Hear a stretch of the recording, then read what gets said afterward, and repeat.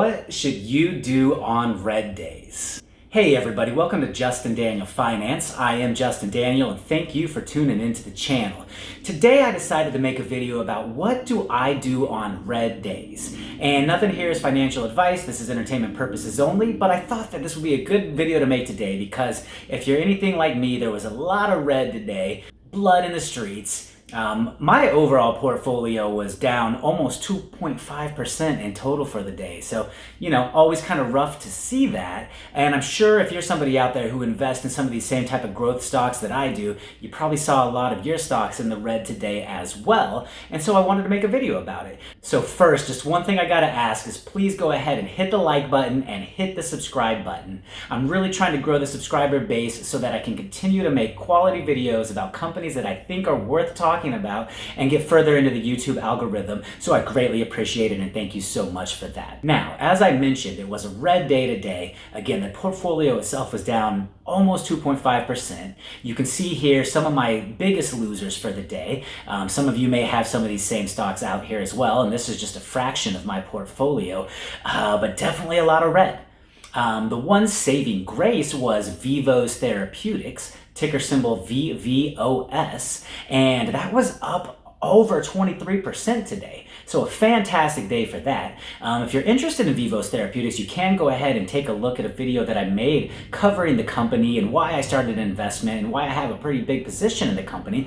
It's a sleep apnea treatment company, and there was some great news today. So, this was the one saving grace out of a sea of red. I did have an over 23% gain, and the reason for that was a research report that came out, or a survey, showing that the data was showing that 97% of people who've used Vivos to treat their sleep apnea had the desired result. So if I were to read a little bit of this just real quick before I get into the topic of what do I do on red days, I do just want to kind of share this real quick for my one green gem today. Basically what they say is patients are the ultimate arbiter of whether a particular investment has achieved its desired results, says the CEO Kirk Huntsman. This survey reaffirms that patients are in dire need of a solution for OSA, which is a non-surgical, non-invasive, non-pharmaceutical, and low cost, and that's exactly the market niche that Vivos treatment fills. But now let's get to the topic at hand. There was blood all over today, and what should you do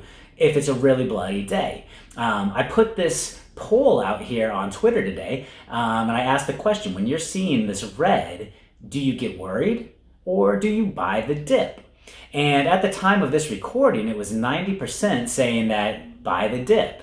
And that's honestly how I feel as well. Now, obviously, there's going to be situations where there might be red because of a bigger reason, and it might be a cause for an alarm and a cause to sell. But today, I certainly don't think that was the case. I think as a natural kind of a pullback, there's different news that can be attributed to, hey, what's kind of driving this? But at the end of the day, I took it as an opportunity to buy.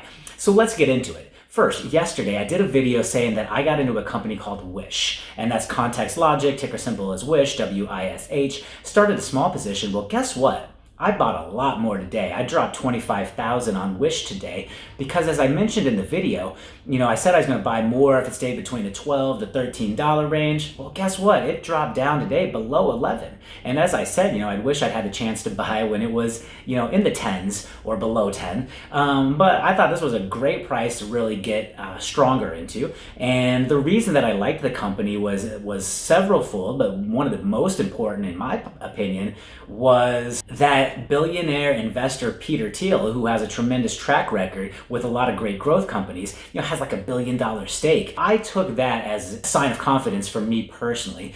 And at this price, I decided to go bigger. So that's one example of what to do on a dip. Do I panic and say, oh man, everything is red? Or do I say, hey, here's a chance to buy at a discount? And this is exactly why we do keep dry powder on the sides for when we have good entry points. So that's what I did with that. Now let's take another example. Palantir. And for those of you who are fans of the show and you've seen some of my videos, you know that Palantir is one of my biggest holdings. I frequently said that it's my second biggest holding at the moment. And today it was down almost 8%. It got down below, actually my cost of basis, to be honest, 23, in the 23s. And so I took it as a chance to load up there as well. So, I loaded up on some more Palantir. I love it at this price. Another stock that I bought today is PaySafe.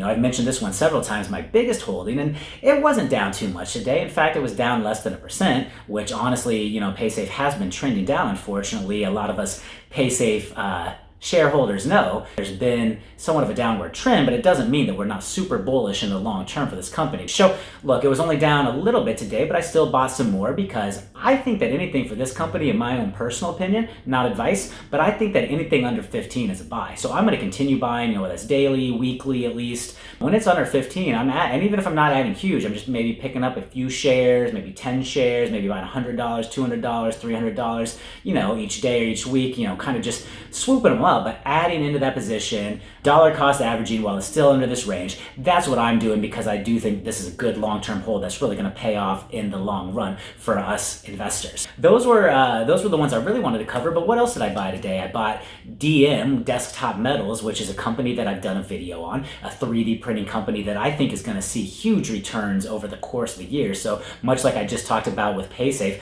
I like to just buy a few shares or, $100, $200 here and there every day, every week, kind of scooping up more and more because I think this one's also going to really pay off in the long run if it does become a leader in the 3D printing space and 3D printing does become more and more accepted, which I'm pretty confident will likely to be the case. Another stock that I bought today was Senseonics, and this is another one that I've done a video on. And by the way, so if you want to go check out my videos on Desktop Metals, please do. If you want to check out the video on Senseonics, please do. This is another kind of company that's in the medical device space, so to speak. It's a continuous glucose monitoring, kind of a step forward from my understanding for diabetics to have that continuous glucose. And so this is a company that I have a pretty decent position in, and the shares are only trading at like between $3 and $4. So, I just kind of buy some of these every day as well.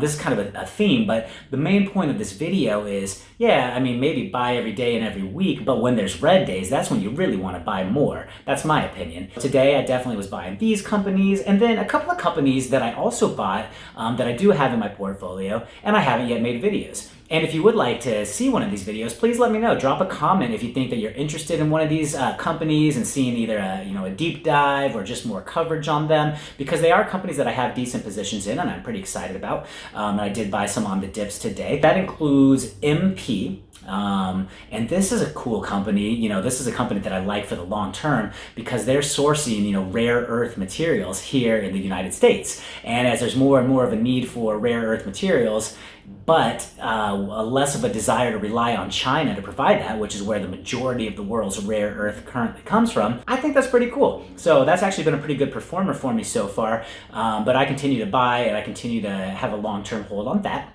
Another company is DMTK, and that stands for DermTech, and that's one of these companies that I think has a lot of growth potential because it's doing something really cool. It's providing a way to screen for skin cancer that's non-invasive, non-surgical. I like that. So that's a company that I bought today. Another company is DNMR, and that stands for DNMR, which is a company that's doing biodegradable plastics. Which, that's really cool because it's good for the environment. They've just built a big facility. They're making, types of bottles that can be used. And I think there are contracts underway for companies such as Nestle, and, companies like Coca-Cola and, all these companies that use plastic, but would rather use a biodegradable plastic. And as there's more and more of a push for, renewable, sustainable lifestyle choices, I think that this is good because it's good for the earth and it's good for hopefully our bottom line, which is what the show is really about. How do we make money in the stock market? So